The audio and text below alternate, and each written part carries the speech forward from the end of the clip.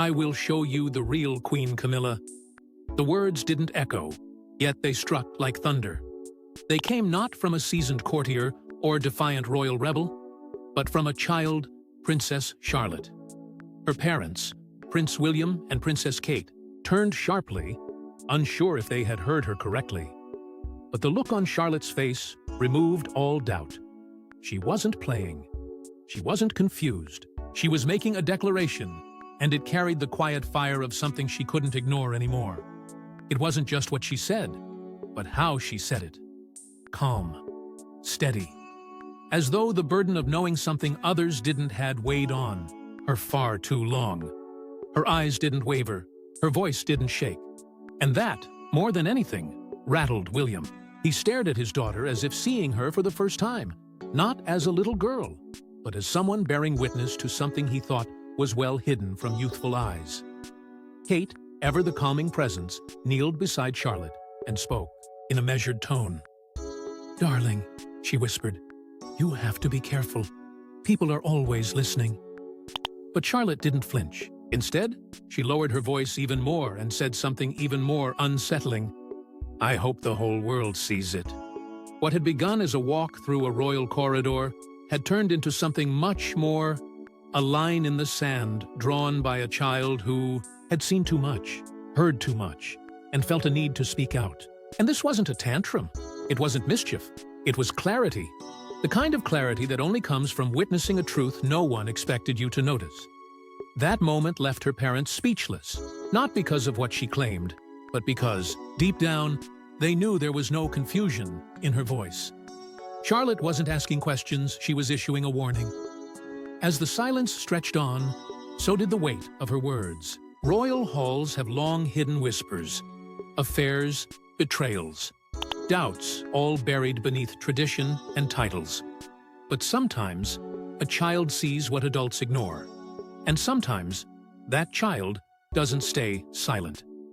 Charlotte had crossed a threshold, not into rebellion, but into awareness. Her words were more than just a personal observation. They were a signal that something inside the palace wasn't right. What could a 9-year-old girl have seen? What could she have heard that compelled her to speak up against a queen? And more importantly, why now? The moment passed in seconds, but the ripple it created, that was only just beginning. But somehow, Princess Charlotte walks through the world carrying Diana's presence like a quiet anthem stitched into her soul. It wasn't just the portraits on the walls or the stories whispered at bedtime, it was deeper than that. From the very beginning, Charlotte had been surrounded by Diana's memory, not as a royal icon, but as a mother, a rebel, and a woman who dared to love loudly in a world that demanded silence. To Charlotte, Diana was never just a figure in photographs.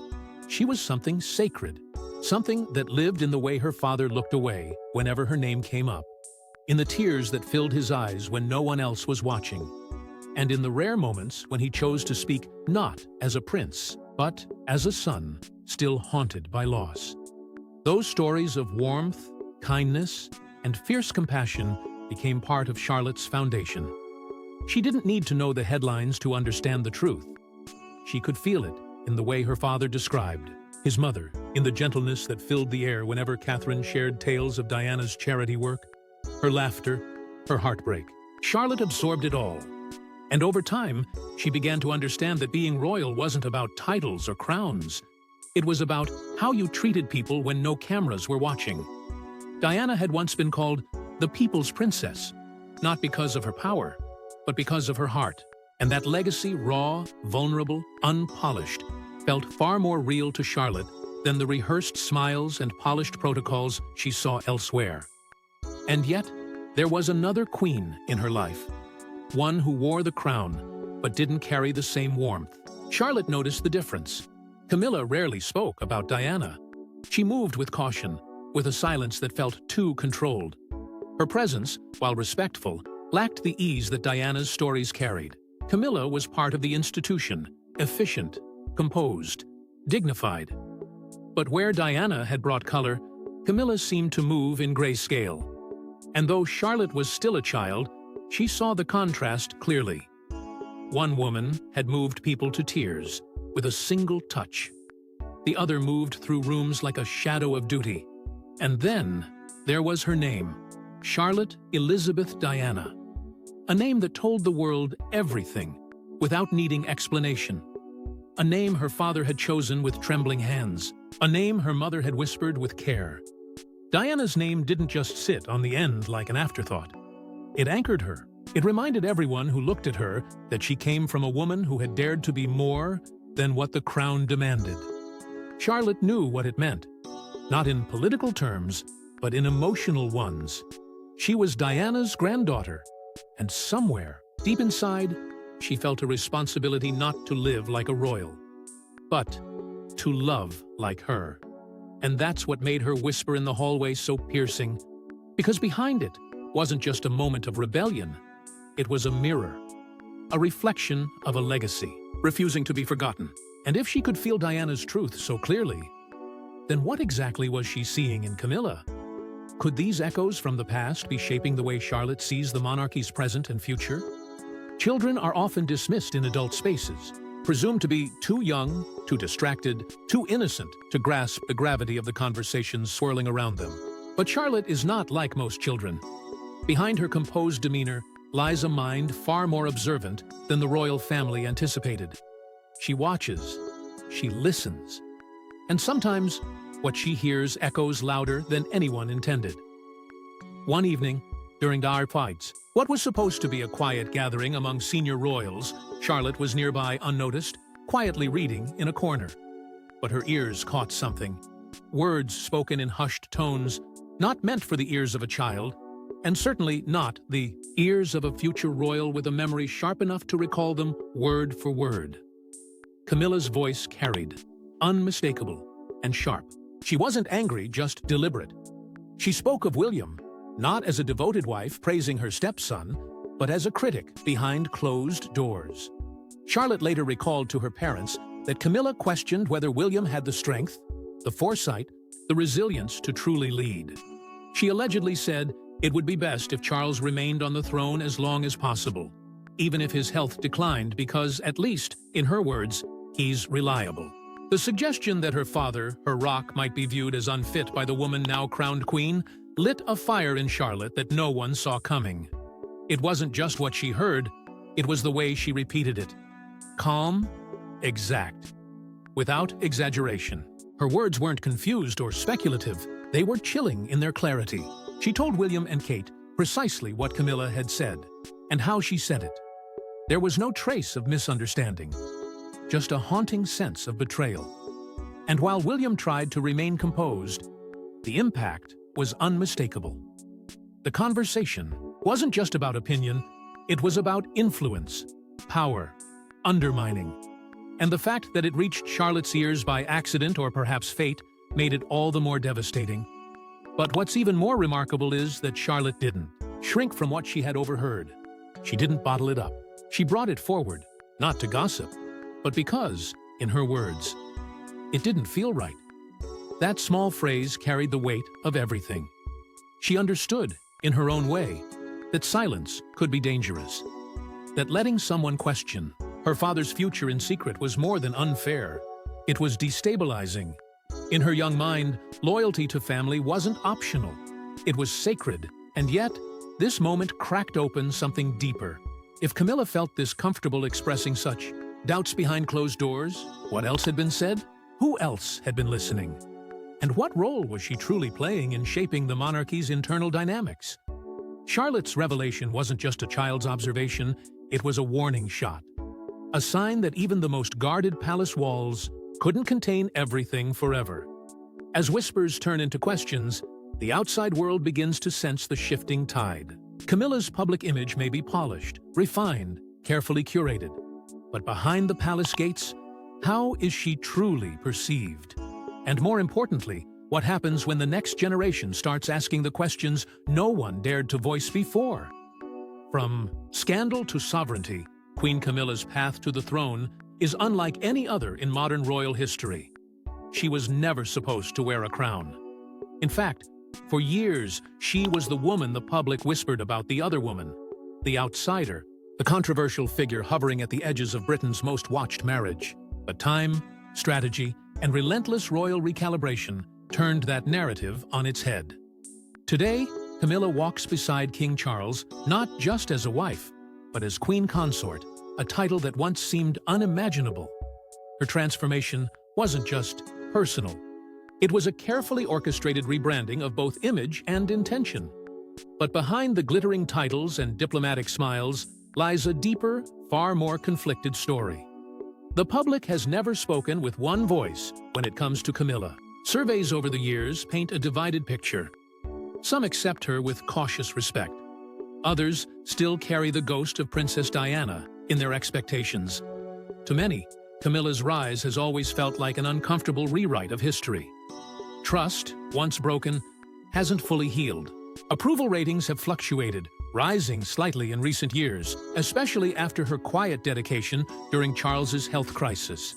Still, a segment of the population remains unmoved, watching her with a lingering skepticism that refuses to fade, yet Camilla has worked tirelessly and quietly to reshape how she is seen.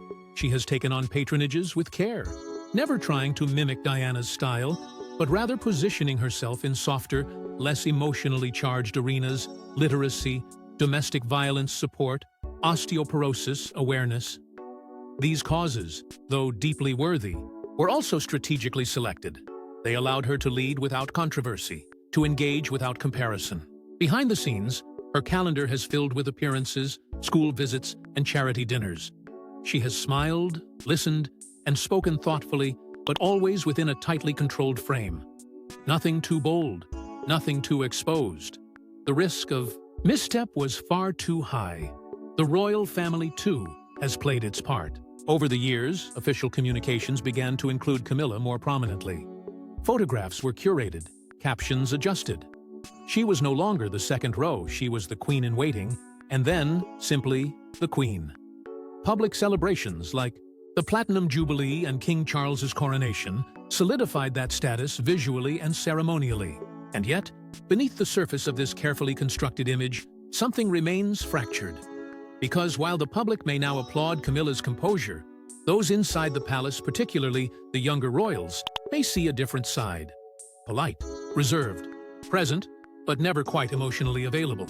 That same precision and restraint that made her rebranding successful have, ironically, made her harder to connect with behind closed doors. To Charlotte, who has been raised on stories of emotional transparency and warmth, Camilla doesn't resonate. She isn't unkind, but she isn't Diana. And that difference, subtle yet powerful, may be where the tension truly begins. Yet, within the palace walls, perceptions can differ vastly from public narratives, and what appears to be unity in front of cameras might, in truth, be carefully rehearsed choreography masking deeper discontent. Princess Charlotte, though still navigating childhood, has already learned that the loudest truths in a royal room are often the ones left unspoken. It's not always in what's said, but in how someone looks at you, how long their hand lingers, whether they lean in or simply smile and step back. Charlotte has been raised in a palace where everything is monitored: gestures, posture, presence. And yet, even with all the guidance and protocol, no one told her how to feel. That part she figured out on her own. What she began to notice wasn't shouted or obvious. It was in the quiet corners of interactions, particularly with Queen Camilla. It started with small things. When Camilla greeted the children, there was always a stiffness, a formality that never quite softened. Charlotte would watch as Camilla gave her brothers, George and Louis, the same smile she gave the press, a smile polished for photographs, not affection. No inside jokes, no warmth. And when the children tried to share stories or laughter, Camilla rarely leaned in, rarely asked more. To Charlotte, this wasn't about protocol. It was about connection. And what she saw, or rather, what she didn't see, began to eat away at her sense of trust. Because if someone could be so outwardly kind but inwardly distant, what did that say about the unity of the family? About the people shaping her future? It wasn't long before she brought these thoughts to her parents, not in rebellion, but with curiosity. She asked questions no child her age was supposed to worry about. Why does she talk to us like we're strangers? Did Grandma Diana smile like that too? The questions pierced deeper than they should have. William tried to reassure her. Kate encouraged her to stay respectful. But behind their gentle words was a storm of unease. Because what Charlotte was picking up on this emotional disconnect was something even they had quietly struggled with for years. And now, their daughter was seeing it too, without anyone ever explaining it to her. Charlotte's observations weren't imagined. They were rooted in real moments, times when Camilla seemed more interested in the public than the private, when she drifted at events instead of engaging with the children, when her presence felt like obligation, not affection. And for a child raised on stories of empathy, kindness, and the boundless heart of Princess Diana, this coldness didn't go unnoticed. It left a mark, not of rebellion, but of realization. Charlotte began to understand that family isn't defined by titles. It's defined by presence, by who shows up not just for photos, but for real moments. The missed hugs, the averted eyes, the lack of genuine curiosity, these things mattered more than any royal decree. This quiet, emotional distance didn't cause an outburst. It caused reflection. And slowly, Charlotte started seeing herself not just as the daughter of a future king, but as someone caught between two very different visions of what royalty means, one built on duty and another built on love. And as her mind matured, she began to see that her own place in this family would one day require her to choose which path she would walk. As Charlotte grows, so does her understanding of her unique position within the royal hierarchy, one that might carry more weight than anyone expected. History hasn't always been kind to the ones born second. In the monarchy, they call it the spare, a label cloaked in privilege, but often hollowed by shadows. Princess Charlotte may not know the weight of that title just yet, but the lessons are already circling her like quiet warnings. Because long before her name ever made headlines, another royal walked this uncertain path. Prince Harry, once the beloved younger brother, now the estranged outsider. His journey from palace darling to global renegade didn't happen overnight.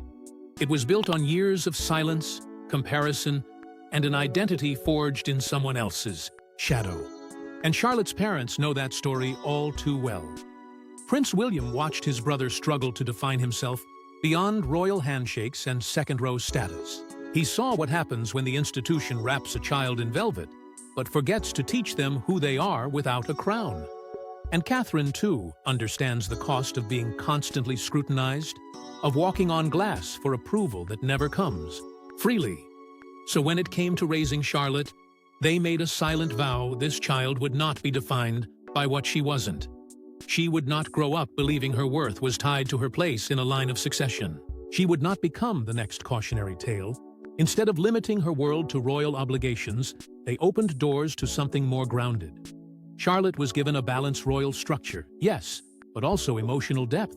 She goes to school like any other child, plays sports, takes part in charity, not as a prop, but as a participant. They've allowed her to explore her voice, not just practice speeches. In moments of tension, they don't suppress her emotions, they acknowledge them. That kind of freedom is rare inside a palace. But William and Kate know that if they want her to survive the pressures of royalty, she has to first survive being herself. And yet, no amount of preparation can fully erase the pressures that come with being born into a legacy so tightly scripted. One day, Charlotte may not inherit the throne, but she will inherit expectations, public and private. She'll be expected to support her brother, Prince George, to represent the monarchy when called upon, to walk the fine line between duty and invisibility. And already, the world watches her with curiosity, studying her gestures, her poise, the way she mirrors her mother's grace or her father's focus. These may seem like innocent observations now, but as she grows, every glance, every word, every slip will matter. And looming in the background is the silent example of Uncle Harry, a man who once smiled from palace balconies and now delivers interviews from across the Atlantic, his voice filled with grief, fire, and a yearning for identity. Charlotte's path doesn't have to echo his, but the lessons are there, carved into royal history. And her parents are determined that this time, the story will be different. Beyond titles and roles, Charlotte's life is already being shaped by moments that reveal the deeper currents within her family. Moments that come not from proclamations, but from presence. And it's in those public appearances, those subtle shifts in positioning and interaction, that we begin to glimpse how her relationship with Camilla and the evolving dynamic between tradition and modernity continues to unfold. When you're standing on the balcony of Buckingham Palace, and for Princess Charlotte, that awareness has come early. Cameras flash, headlines follow, but what they capture isn't always scripted. In the world of royalty, the truth often hides in plain sight. The way a child reaches for a parent's hand, the moment two family members avoid eye contact, or the curtsy that never quite happens. In Charlotte's case, it's these small, unscripted moments, especially during public events with Queen Camilla, that have started raising quiet questions. Because while everything appears polished on the surface, there's an unmistakable tension playing out in real time, and it's all written in body language. At King Charles III's coronation, while the world focused on crowns and history, those watching closely noticed something else entirely. Charlotte, dressed with her usual grace, offered a deep curtsy to her grandfather, but noticeably skipped the same gesture toward Camilla. Was it an accident? A moment of nerves? Or something more telling? Royal protocol is rigid, especially for high-stakes ceremonies. And yet, this minor deviation spoke volumes. What followed wasn't outrage, but silence. And in that silence, speculation bloomed. Because in royal settings, it's not just what you do, it's what you don't do that echoes loudest. Observers have pointed out patterns, repeated moments where Charlotte subtly keeps her distance from Camilla. Whether at Trooping the Color or Christmas services, she often gravitates toward her mother, her brothers, or Prince William. Camilla, though present, rarely engages Charlotte beyond formalities. There's no extended eye contact, no shared laughter, no subtle whispers between them. Instead, there's space, a physical gap that feels symbolic. And while the press avoids fueling open speculation, royal watchers and body language experts have started connecting the dots. These aren't isolated occurrences. They're clues in a larger story, one that speaks to emotional undercurrents that no official statement can sanitize. And then came the funeral of Queen Elizabeth II. Amid solemn traditions and mourning, Charlotte's reaction to her brother George's playful behavior, a sharp glance, a quiet correction reminded many of Diana's poise. But what followed raised eyebrows. Reports surfaced that Camilla, visibly irritated by the minor exchange, leaned toward Kate and whispered that Charlotte should be pulled aside. To outsiders, it was a fleeting moment. But to those familiar with royal tension, it felt layered. On a day steeped in generational grief, the Queen Consort's impatience toward a grieving child spoke to something deeper, a fundamental difference in how empathy is expressed or withheld. And through all of it, Charlotte remains composed. She doesn't lash out, she doesn't retreat, she simply continues to watch, to sense, to absorb. And the public sees it too. They may not know the full story, but they know enough to notice the patterns. In this family, where everything is performance, Charlotte's subtle choices are becoming part of the narrative, not as rebellion, but as reflection, a quiet echo of a deeper truth that's becoming harder to ignore.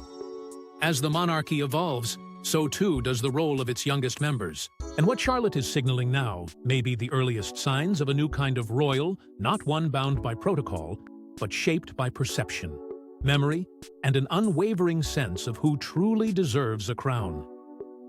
Princess Charlotte, that vision is already beginning to take shape. She was born into a world burdened with centuries of tradition, where every smile is dissected and every silence stretched into meaning. But unlike those who came before her, Charlotte is being raised to see more, feel more, and understand that royalty is not just about bloodlines, it's about humanity. What makes her different isn't just her position in the royal family. It's the quiet way she's already redefining what it means to belong to it. And in doing so, she might just be preparing to lead in ways no one expected. Her potential influence isn't about speeches or ceremonies. It's about the example she sets in small, consistent moments, the way she comforts her brothers in public, the confidence in her voice, the maturity in her gaze. Charlotte may not be destined for the throne, but that doesn't mean she won't shape it. The monarchy has always relied on figureheads to maintain stability. But now, more than ever, it needs voices authentic, empathetic, and unafraid to challenge the script. Charlotte's voice, still young, is already beginning to rise above the whispers. And behind it is something rare in royal bloodlines: emotional intelligence. This is where William and Kate's influence becomes undeniable. Their parenting is deliberate. It prioritizes openness over protocol, awareness over appearances. Charlotte is being taught that kindness is not weakness, that service is not performance, and that leadership begins with listening. In an era where the crown no longer holds unquestioned power, these lessons are the monarchy's only chance at true relevance. And Charlotte, with her growing understanding of family, legacy, and identity, is quietly becoming the bridge between two worlds, one bound by history and one yearning for change. The public sees it. They may not say it openly, but the hope is there. In every article praising her poise, in every photo that captures her composure, there's a longing for a future royal family that feels less like a fairy tale and more like something real. Charlotte stands at that intersection. She represents continuity, but also evolution. And if she continues on this path, she may become the symbol of a monarchy that chooses compassion over control, presence over performance. Her statement, "I will show you the real Queen Camilla," was not just a moment of defiance. It was a moment of awakening. It forced those around her to confront what had been buried, ignored, or quietly tolerated. In that single sentence, Charlotte pulled back the curtain on the inner tensions of the palace, and in doing so, revealed the very courage that defines true leadership. She didn't do it for power. She did it because it felt right. As the story continues to unfold, and as Charlotte moves from child to young woman, the world will be watching. Thanks for watching. Don't forget to like and subscribe, and we will see you in the next one.